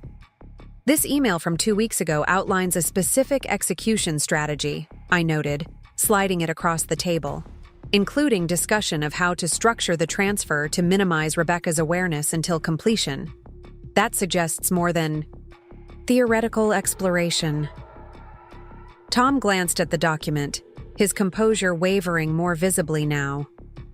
Jennifer, his executive assistant, had provided this crucial evidence, her loyalty to the company ultimately outweighing her personal allegiance to Tom when she understood the potential consequences of his actions. Business communications often explore multiple scenarios, including potential complications, he said, pushing the document aside without directly addressing its content. "This is being taken out of context." "Then perhaps you can provide the appropriate context," I suggested, maintaining the calm professional demeanor Megan and I had practiced. "Explain the context in which removing our life savings without discussion and planning to transfer our company's most valuable asset makes sense as a partnership decision." For the first time since entering, Tom appeared genuinely disconcerted. The conversation was not following the script he had anticipated. My emotional reaction and eventual acquiescence to his more reasonable perspective. Instead, he faced methodical documentation of his actions presented without the emotional leverage he had counted on exploiting. "Becky," he said, deliberately softening his voice and leaning forward, switching tactics to the intimate approach that had often succeeded in our marriage. "I know this looks concerning from your perspective. My execution was flawed, and I should have communicated better. But everything I've done has been to secure our family's future. The Overlook is just the beginning of what Olivia and I envision. a development company that could transform Portland's urban landscape while generating substantial returns for everyone involved, including you and Lucas. The casual inclusion of our son's name, invoking family connection while explaining partnership with his girlfriend, created a cognitive dissonance so profound it momentarily left me speechless. The audacity of presenting his betrayal as somehow beneficial to the child whose security he had deliberately compromised illustrated the distorted reasoning I was confronting. "I appreciate your concern for our family's future," I replied when I had composed myself. "Though that concern wasn't evident when you emptied the accounts that contained Lucas's college fund and our emergency reserves." Tom winced slightly. At this direct reference, perhaps his first genuine reaction of the meeting. "Those funds will be restored and increased through the success of the new ventures. This is about creating something bigger than Mitchell Properties has achieved so far." "With Olivia Carter," I noted, "your interior designer turned business partner and girlfriend." He shifted uncomfortably. "My personal relationship with Olivia developed separately from our professional collaboration, though I should have been more transparent about both aspects evolving simultaneously." "Transparent," I repeated, the word hanging between us like a challenge. "Let's discuss transparency, Tom. When did you first transfer funds to prepare for this venture with Olivia?" The question was a trap, and Ryan tensed slightly at the side table, ready to provide the financial timeline we had reconstructed if Tom chose deception. "The major transfers occurred last week when the property opportunity emerged," Tom said carefully. "And the smaller transfers?" I pressed. "The incremental? Withdrawals dating back 4 months? Were those also for sudden opportunities?" His expression confirmed what we already knew. The systematic nature of his financial extraction had extended far longer than the recent large transfers that had triggered the banking alert. "Business formation requires advanced planning," he conceded finally. "Initial market research, concept development, legal structuring, these elements needed funding before the major opportunity arose." 4 months of advanced planning, I noted, none of which you chose to share with your wife and business partner. That suggests deliberate concealment rather than poor timing. Tom's carefully cultivated, reasonable demeanor began showing cracks as the conversation repeatedly exposed the calculated nature of his actions. Whatever justification he had prepared, whatever narrative he had constructed to minimize his responsibility, was failing against the documented timeline and internal communications we presented. "What do you want, Rebecca?" he asked finally, abandoning the conciliatory approach for direct negotiation. "Every marriage has complexities. Every business partnership requires evolution. Rather than focusing on perceived wrongs, let's discuss constructive solutions. What would resolve this situation to your satisfaction?" It was the question we had anticipated, the pivot to resolution that would attempt to minimize consequences, while preserving his access to company assets and the new venture with Olivia. Megan and I had carefully prepared our response, designed not as a final position, but as an opening that would reveal Tom's true priorities through his reaction. 3 non-negotiable requirements, I replied, maintaining the professional tone that had characterized my approach throughout our meeting. First, immediate return of all personal funds removed from our joint accounts and home equity line. Second, dissolution of Overlook Holdings and return of all assets to appropriate ownership. Third, full financial transparency with comprehensive accounting of all transactions from both personal and business accounts for the past 12 months. Tom stared at me, disbelief gradually replacing his practiced composure. "That's not reasonable," he said finally. "The funds have been invested in property acquisition and business establishment. They can't simply be returned without significant losses, and Overlook Holdings represents a legitimate business opportunity. That benefits everyone involved." "Benefits everyone except your wife and son, whose financial security you compromised to establish it," Megan noted. "This isn't productive," Tom countered, frustration edging into his voice. Demanding immediate unwinding of complex business arrangements without considering the financial implications demonstrates exactly why I pursued these opportunities independently. The technical, market-responsive decisions required for successful development can't be subject to emotional overreaction. And there it was, the fundamental perspective that had enabled his betrayal. In Tom's mind, I was inherently emotional and financially unsophisticated despite my career as a financial advisor.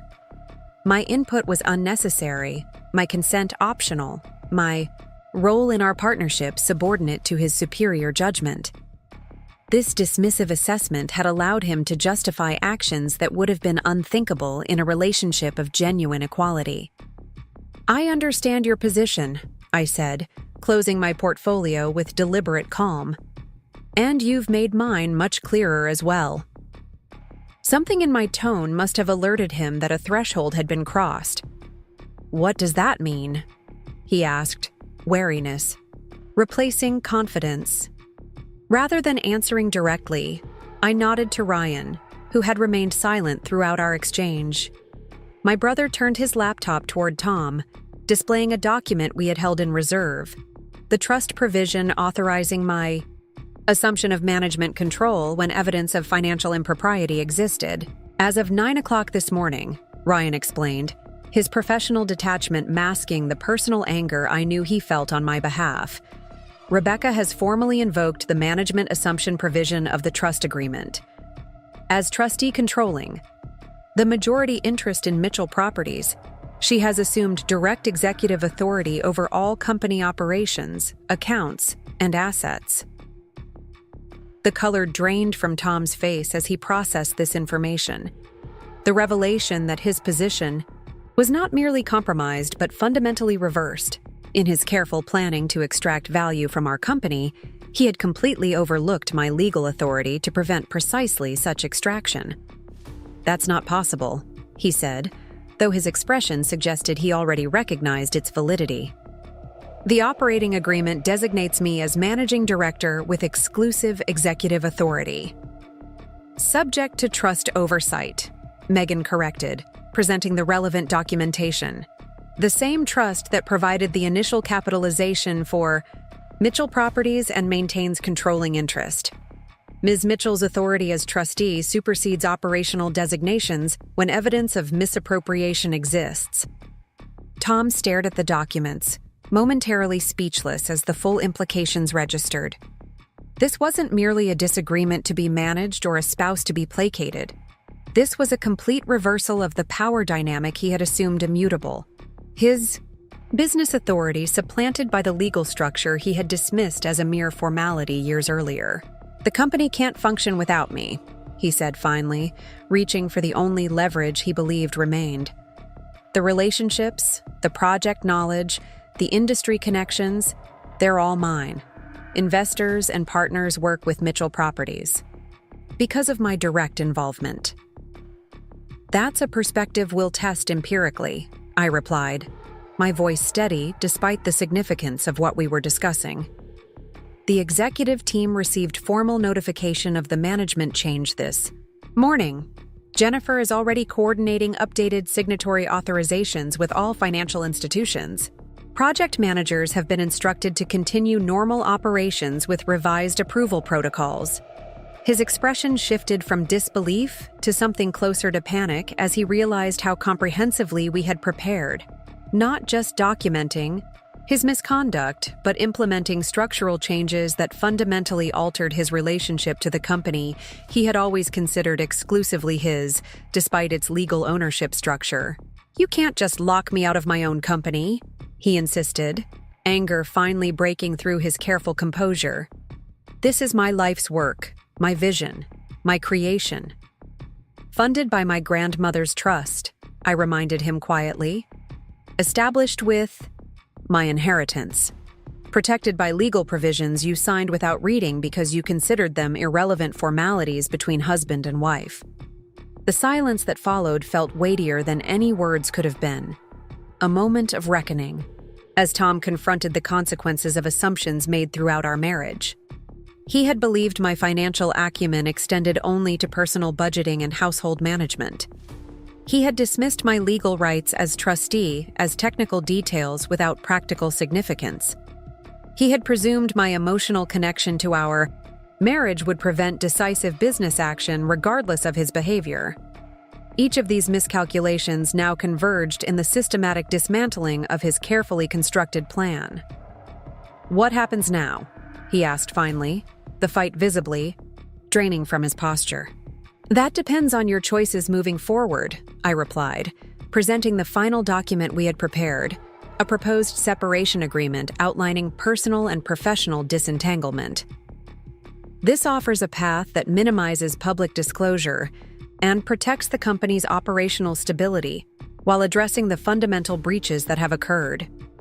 It includes fair compensation for your work while ensuring appropriate accountability for financial misconduct. Tom took the document, scanning its provisions with the focused attention of someone searching desperately for negotiating leverage and finding little. The agreement offered reasonable terms given the circumstances, financial settlement reflecting his contributions to the company's growth, but accounting for the attempted misappropriation, structured transition of his responsibilities to maintain project continuity, and appropriately limited non-disclosure provisions to protect both parties' reputations. What it didn't offer was restoration of his executive authority or continued operational control of Mitchell Properties. Those elements were non-negotiable given the documented betrayal of trust at both personal and professional levels. "You've clearly been planning this response for some time," he said, setting the document aside with forced casualness that didn't mask his distress. 3 days, I corrected. "Since discovering you had emptied our accounts, everything presented here has been developed since that discovery, with the assistance of people who understand both financial propriety and personal loyalty. This simple fact, that our comprehensive strategy had been created in just 72 hours following his years of careful planning, seemed to affect Tom more profoundly than any other revelation. His assumption of superior strategic capacity, like his assumption of my financial naivety, crumbled visibly as he processed the efficiency with which his plans had been countered. "I need time to review this with counsel," he said finally, reverting to professional formality as his personal appeals had failed completely. "Of course," Megan responded. "We anticipated that requirement. The agreement provides 72 hours for review and response before alternative measures are implemented." "Alternative measures?" Tom questioned. "Criminal complaints regarding the misappropriated personal funds?" Megan clarified. "Civil action concerning breach of fiduciary duty. Public disclosure filings regarding the attempted asset transfer to ensure transparency for all Mitchell Properties investors and partners." The escalation path was clear. Cooperation offered protection that confrontation would eliminate. The agreement represented not generosity, but strategic preference for resolution over scorched earth litigation that would damage all parties involved. Tom gathered the document slowly, his movements suggesting physical fatigue that matched the emotional and psychological exhaustion evident in his expression. The man who had entered the restaurant with confident charm had been replaced by someone confronting consequences he had never anticipated. Consequences stemming not from the discovery of his betrayal, but from his fundamental misjudgment of my capacity to respond effectively. "I'll be in touch within the specified time frame," he said, rising from the table with what dignity he could muster. "Though I hope we might still discuss this directly without the current adversarial framework. There's a better resolution available if we approach this as the partners we've been for 12 years. The appeal to our history, to the partnership he himself had violated, might have moved me days earlier. Now it struck me as merely another tactical approach, another attempt to shift the interaction to terrain where he believed his influence would be stronger. "We are no longer partners, Tom," I said simply. "That relationship ended when you chose to establish a competing business with your girlfriend using our family's financial resources. What remains is a legal and financial disentanglement that..." can proceed either cooperatively or adversarially, depending entirely on your choices from this point forward." He flinched slightly at the directness of my statement, perhaps his first recognition that the emotional connection he had expected to leverage against me had been severed by his own actions. Without another word, he turned and left the alcove, documents in hand, shoulders slightly hunched in a posture I had never associated with my perpetually confident husband. As the door closed behind him, I released a breath I hadn't realized I was holding. The confrontation had proceeded largely as we had planned, yet the reality of facing Tom, of witnessing his gradual recognition of how completely his position had collapsed, carried an emotional weight preparation couldn't fully mitigate. "You did exceptionally well," Megan said, gathering her notes with efficient movements that gave me a moment to compose myself, maintained focus, presented information strategically, and didn't engage with emotional manipulations. Ryan closed his laptop, joining us at the main table. His reaction to the management assumption was everything we hoped for, complete surprise followed by recognition of its legitimacy. He has no viable challenge to that provision. Their professional assessments of the meeting's success contrasted with the hollow feeling expanding in my chest. Not regret for our strategy, but grief for the relationship that had made such strategies necessary. Despite the documentation of Tom's betrayal, despite the calculated nature of his financial extraction, some part of me still struggled to reconcile the man I had married with the person whose deception we had just systematically exposed. "What happens if he rejects the agreement?" I asked, focusing on practical next steps rather than the emotional complexity swirling beneath our successful confrontation. "Then we proceed with the alternative measures outlined," Megan replied, matter-of-factly. "But he won't. The agreement offers the only path that preserves any portion of his professional reputation and future opportunities. His counsel will make that clear, regardless of his personal reaction. Jennifer will notify us of any attempted access to company systems or facilities," Ryan added, checking his phone. "Though the security protocol changes should prevent unauthorized entry or system access." Their confidence in our strategic position was justified by the preparation we had undertaken and Tom's evident surprise at our coordinated response. Yet as we gathered our materials to leave, I found myself contemplating not our tactical success, but the fundamental questions his betrayal had forced me to confront. How had I, a financial professional tasked with protecting clients' assets, failed to protect my own family's security from the person I trusted most? How had I allowed my professional expertise to be compartmentalized away from our business partnership? How many small surrenders of authority had preceded this final devastating breach? Sophia appeared as we prepared to leave, her concerned expression suggesting she had monitored the meeting's conclusion from a discreet distance. "Everything okay?" she asked, her Romanian accent more pronounced with emotional emphasis. "As well. As could be expected," I replied, summoning a smile that felt foreign on my face. "Thank you for arranging the space." She squeezed my hand briefly, professional boundaries momentarily set aside. "You think of others always," she said, her broken English conveying wisdom I hadn't fully appreciated before. "Time now to think of yourself." Her simple observation resonated more deeply than the sophisticated legal strategies and financial protections we had implemented. Throughout my marriage, throughout my role at Mitchell Properties, I had prioritized harmony over assertion, accommodation over equality. I had allowed Tom's dismissal of my financial acumen in business matters despite my professional expertise in precisely that field. That pattern had ended the moment I discovered his betrayal, not through dramatic confrontation, but through the quiet, methodical reclamation of authority I had always possessed, but rarely exercised. The management assumption provision hadn't created new power. It had simply activated what legally existed all along. As we left through the service entrance, Portland's spring sunshine still bright despite the emotional storm that had unfolded inside, I found myself contemplating the strange gratitude emerging alongside my grief and anger. Tom's betrayal, while devastating in its immediate impact, had catalyzed a transformation I might otherwise have postponed indefinitely. The full stepping into my financial and legal authority, the recognition of capacity I had allowed to remain dormant throughout our marriage. "I need to pick up Lucas from soccer," I said, checking my watch with the sudden recognition that life continued alongside legal strategies and financial reclamations.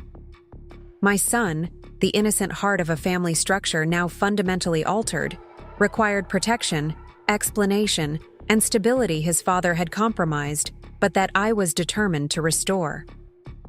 "Want company?" Ryan offered, his protective instincts extending naturally to his nephew. I shook my head. "I think this needs to be just me. He'll have questions I can't fully answer yet, but I need to start the conversation without additional complications." The drive to Westside Fields, where Lucas's team practiced, provided necessary transition time, space to shift from corporate, strategist back to mother, from confronting betrayal to protecting childhood. As I parked among the minivans and SUVs of other parents, watching children in bright jerseys chase soccer balls across green fields, the surreal quality of my current reality struck with particular force. Less than 72 hours earlier, I had been the wife of a successful developer, mother of a 9-year-old, financial advisor with a carefully structured life that balanced career and family.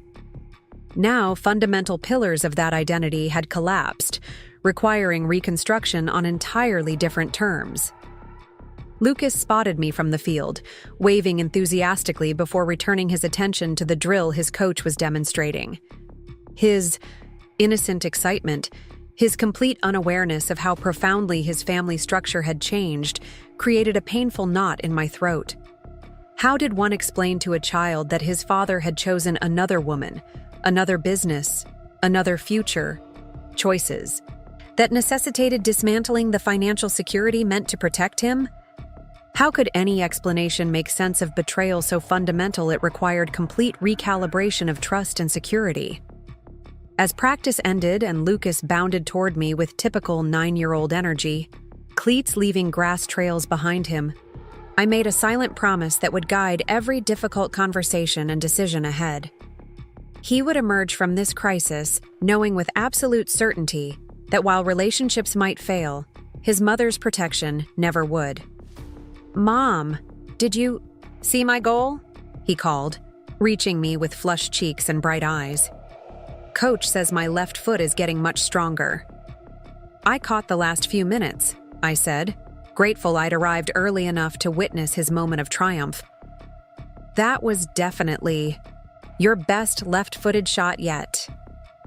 His smile, so open, so trusting, reinforced my resolution to protect him from unnecessary pain while helping him understand the changes ahead with age-appropriate honesty.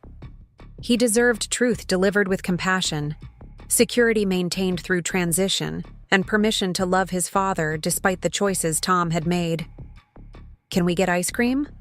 he asked hopefully, climbing into the car and buckling his seatbelt with the casual confidence of a child who assumes the world remains unchanged since he last experienced it.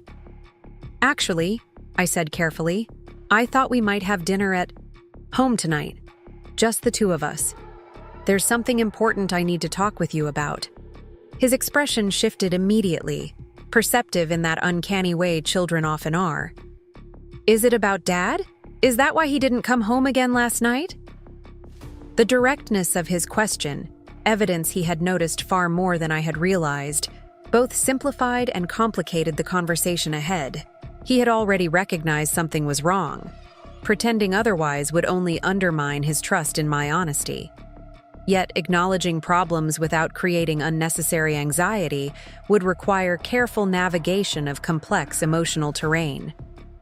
"Yes," I admitted as we pulled away from the soccer field. "It's about Dad, and about some changes happening in our family. But one thing that will never change is how much we both love you." Lucas nodded solemnly, absorbing this preliminary explanation with the serious consideration he applied to everything from science projects to video game strategies. "Tyler's parents got divorced last year," he observed after a thoughtful pause. "He lives with his mom on weekdays and his dad on weekends. Is that what's happening to us?" The perceptive leap, connecting adult absences to patterns he had observed in friends' families, both broke my heart and offered a framework for discussion I hadn't anticipated. His friend's experience provided context that might help Lucas understand our situation without feeling it was uniquely catastrophic. "We're still figuring out exactly what our family will look like going forward," I replied honestly. "But yes, Dad and I will be separating. That means we won't be living together anymore, but we'll both always be your parents and love you very much." Lucas stared out the window, processing this confirmation of what he had apparently suspected. When he spoke again, his question revealed concerns I should have anticipated, but somehow hadn't. "Will we have to move? Will I have to change schools?"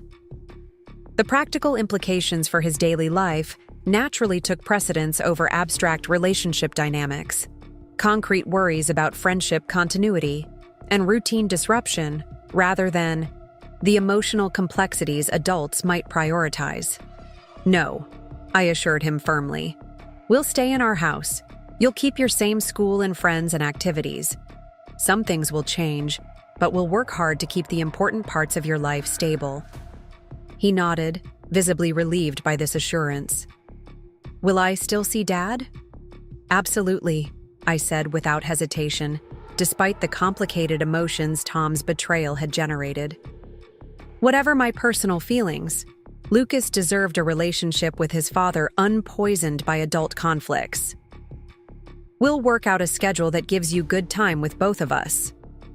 As we continued toward home, Lucas alternating between thoughtful, silence, and surprisingly practical questions about logistics, I recognized that this conversation represented just the beginning of our journey through family reconstruction. There would be difficult moments ahead, confusions, adjustments, inevitable emotional impacts that couldn't be entirely mitigated. Yet alongside concern for the challenges Lucas would face, I felt growing confidence in my ability to guide him through this transition. The same strength that had enabled me to confront Tom's betrayal with strategic effectiveness rather than emotional collapse would serve my son's needs during the complex path ahead.